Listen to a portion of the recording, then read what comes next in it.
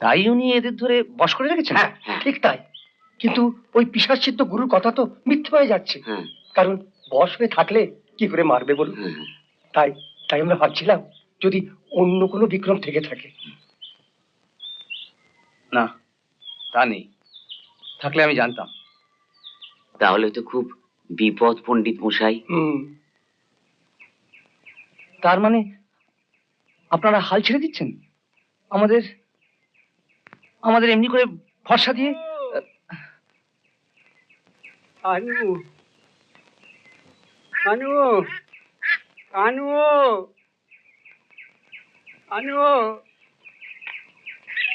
কানু, কি ব্যাপার নায়রত্ন মশাই? কানুকে খুঁজে পাচ্ছি না। সে কি?